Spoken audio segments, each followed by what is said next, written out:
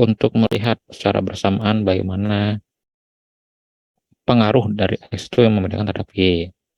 ANOVA menguji kesamaan beberapa rata populasi dengan proses estimator variasi populasi.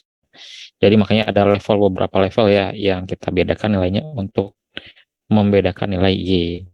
Kemudian asumsinya sampling randomnya independen, populasi, dan tersebut distribusi normal. Jadi sifatnya normal dan diambil secara acak gitu ya.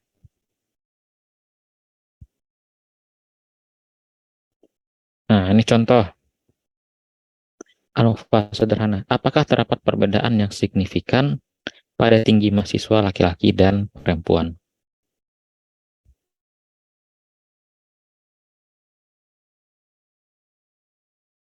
Jadi di sini populasi gabungannya itu mahasiswa keseluruhan, variable treatmentnya atau X-nya perbedaan gender ya, berarti ada yang laki-laki, ada yang perempuan, dan variable respon atau output dari akibat dari perbedaan gendernya adalah perbedaan tinggi.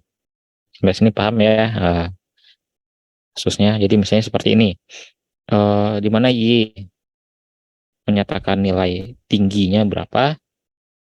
Jadi ada dua kelompok ya, kelompok yang mahasiswa laki-laki punya tinggi katakanlah misalnya Y 2 bar, perempuan Y 1 bar. Itu kalau dipisahkan. Tapi kalau digabungkan ke semuanya, dia menjadi kelompok mahasiswa ya, di mana rata-rata gabungan atau grand mean-nya adalah Y bar. Sampai sini paham ya? Maksud dari kurva populasi ini. Jadi populasi mahasiswa bisa dipecah menjadi populasi mahasiswa laki-laki saja dan populasi mahasiswa saja. Mahasiswa perempuan saja. Nah, akan ada beberapa sumber variasi. Variasi pertama dimaksud dengan sumber variasi yang berasal dari treatment.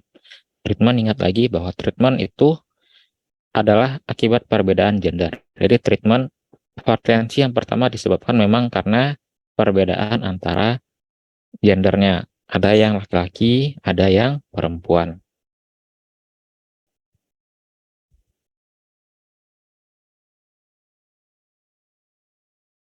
Sehingga nilai Y bar yang dihasilkan pun juga pasti akan berbeda. Di mana ada dua variansi ya atau deviasi yang dihasilkan. Yang pertama, ketika kita melihat perbedaan rata-rata,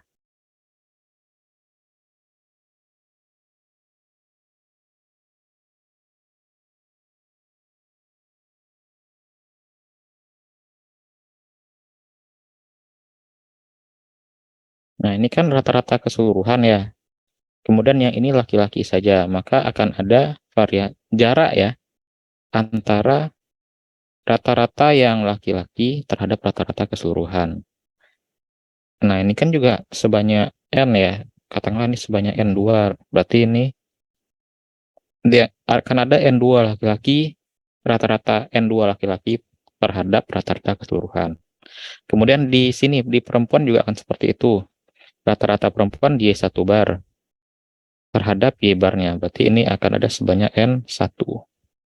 Nah, jadi yang dimaksud dengan karena ada sebanyak N-nya masing-masing, N-nya tidak harus sama ya jumlah laki-laki perempuannya, maka kita rumuskan SSTR atau sum square treatment, jumlah kuadrat yang berdasarkan perlakuan atau treatment ini menjadi berapa banyaknya masing-masing NI dikali dengan YI-nya atau rata-rata kelompoknya terhadap rata-rata keseluruhan dikuadratkan. Nah, jadi itu kita sebut dengan SSTR atau sum square treatment.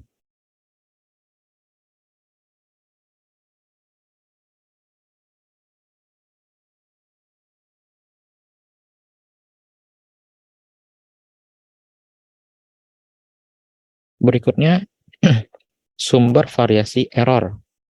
Error ini disebabkan oleh perbedaan di dalam kelompoknya masing-masing. Jadi misalnya perempuan itu kan, perempuan kan dia punya masing-masing nilai ya. Ada di atau kelompok satu ada nilainya Y11, perempuan pertama katakanlah perempuan kedua Y12, perempuan ketiga Y13. Nah, nilai-nilai ini kan tidak selalu sama ya dengan rata-rata perempuan ya, atau Y1 bar.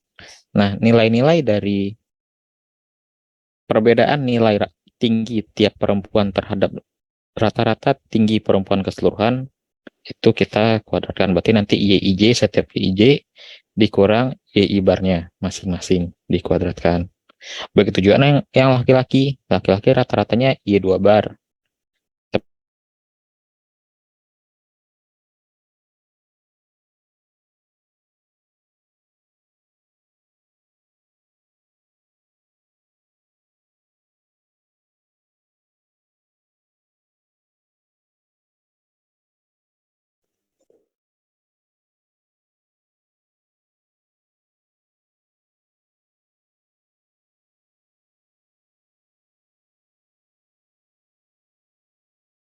Tapi kan laki-laki itu tingginya beda-beda. Dia punya deviasi juga terhadap YDI tergantung. Jadi kalau ya 1 bar.